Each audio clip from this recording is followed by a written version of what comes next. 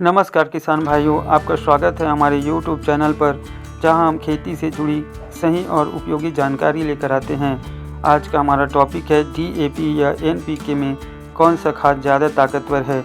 अक्सर किसान भाई खेत में खाद डालते समय यही सोचते हैं कि आखिर कौन सा खाद बेहतर है, DAP या NPK। तो चलिए आज इस पूरे टॉपिक को आसान भाषा में समझते हैं। तो किसान भाइयों, देखते हैं कि DAP क्या है। DAP का पूरा नाम है डाई अमोनियम फास्फेट। यह सबसे ज़्यादा इस्तेमाल होने वाला खाद है। DAP में मुख्यतः दो पोषक तत्व होते हैं, नाइट्रोजन 18% और फास्फोरस लगभग 46%। नाइट्रोजन पौधे की हरी पत्तियों और वृद्धि के लिए ज़रूरी है। फास्फोरस पौधे की जड़, फूल और फल बनाने में मदद करता है। DAP की खासियत यह है कि इसमें फास्फोरस की मात्रा बहुत ज़्यादा होती है। आमतौर पर किसान DAP का इस्तेमाल बुआई के समय बेसल डोज के रूप में करते हैं। किसान भाइयों, अब देखते हैं NPK क्या है। NPK का मतलब है नाइट्रोजन, फास्फोरस और पोटेशियम। यह एक बैलेंस्ड खाद है जिसमें तीनों प्रमुख पोषक तत्व एक साथ मिलते हैं। इसमें NPK का अनुपात अलग अलग हो सकता है, जैसे 10-26-26, 12-32-16, 20-20-0 और 19-19-19। इसका फ़ायदा यह है कि आप फसल की ज़रूरत के हिसाब से अलग अलग फार्मूला चुन सकते हैं। NPK का फसल को संतुलित पोषण देता है और खेत की मिट्टी में संतुलन बनाए रखता है। दोनों खादों में मुख्य अंतर को देखें तो किसान भाइयों, पोषक तत्व की मात्रा के हिसाब से DAP ज़्यादा फास्फोरस और कम नाइट्रोजन और पोटास इसमें नहीं होता है। वही NPK में तीनों पोषक तत्व उपलब्ध होते हैं। उपयोग की बात करें तो DAP बुआई के समय बेसल डोज में दिया जाता है। वही NPK को पूरे सीजन में आप किसी भी समय में अपनी फसल में उपयोग कर सकते हैं। इनमें अगर फसल में असर की बात देखें तो DAP जड़ों और शुरुआती ग्रोथ के लिए बेस्ट होता है। वही NPK फूल, फल और पैदावार बढ़ाने के लिए अच्छा होता है। मिट्टी में असर देखें दोनों खादों में तो DAP ज़्यादा इस्तेमाल करने से मिट्टी में नाइट्रोजन और पोटास की कमी हो सकती है। वही NPK मिट्टी का पोषण संतुलित रखता है। अब किसान भाइयों, सबसे मुख्य बात है कौन सा खाद ज़्यादा ताकतवर है।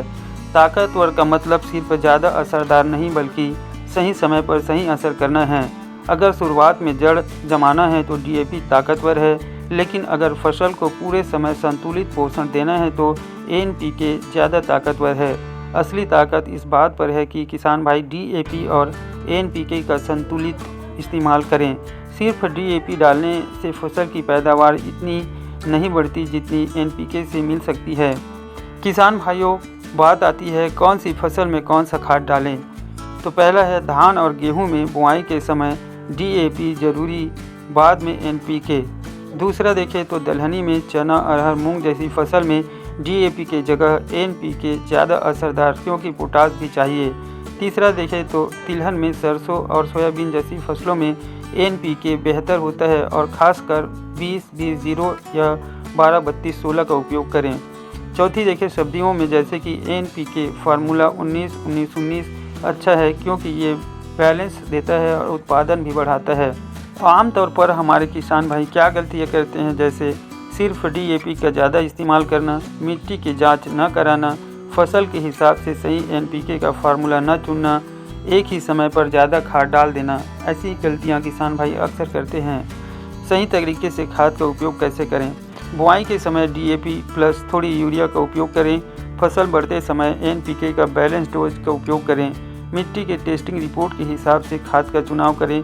साथ में जैविक खाद या गोबर खाद मिलाना, ताकि मिट्टी की उर्वरक शक्ति बनी रहे। तो किसान भाइयों, अब आपके मन में यह सवाल साफ हो गया है कि DAP ज़्यादा ताकतवर है या NPK। असल में दोनों ही खाद अपने अपने समय और जगह पर ताकतवर है। बुआई के समय DAP का उपयोग करें, फसल बढ़ते समय NPK का इस्तेमाल करें और हमेशा मिट्टी की जांच करवा कर खाद का चुनाव करें। अगर आपको यह जानकारी अच्छी लगी तो वीडियो को लाइक और शेयर ज़रूर करें। कमेंट करके बताएं कि आप अपनी फसल में ज़्यादा किस खाद का इस्तेमाल करते हैं, DAP या NPK। और खेती से जुड़ी सही और नई जानकारी पाने के लिए हमारे चैनल को सब्सक्राइब करना ना भूलें। किसान भाइयों, मिलते हैं एक नई वीडियो के साथ। तब तक के लिए जय हिंद।